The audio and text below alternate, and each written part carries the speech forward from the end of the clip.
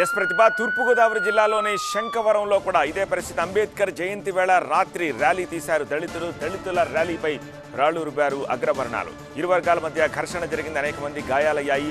ఆ ఉద్రిక్తతను చల్లార్చేందుకు పోలీసులు లాఠీ చార్జీ చేయాల్సి వచ్చింది. శంఖవరంలో ప్రస్తుతం 144 సెక్షన్ అమలవుతోంది. 11 మందిపై కేసు నమోదు చేసినట్టుగా తెలుస్తోంది. రాత్రి ఆ ఇష్యూని హ్యాండిల్ చేయడానికి పోలీసులు అక్కడికి చేరుకున్నప్పటి సిచ్యువేషన్ ఏంటో మనం స్క్రీన్పై చూస్తున్నాం.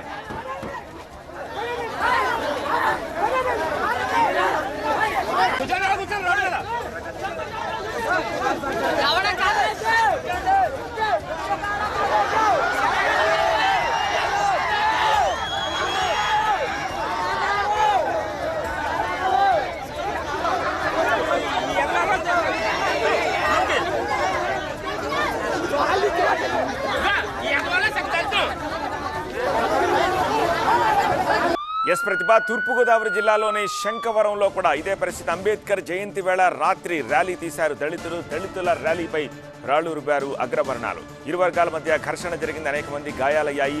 ఆ ఉద్రిక్తతను చల్లార్చేందుకు పోలీసులు లాఠీ చార్జీ చేయాల్సి వచ్చింది. శంఖవరంలో ప్రస్తుతం 144 సెక్షన్ అమలవుతోంది. 11 మందిపై కేసు నమోదు చేసినట్టుగా తెలుస్తోంది. రాత్రి ఆ ఇష్యూని హ్యాండిల్ చేయడానికి పోలీసులు అక్కడికి చేరుకున్నప్పటి సిచ్యువేషన్ ఏంటో మనం స్క్రీన్పై చూస్తున్నాం.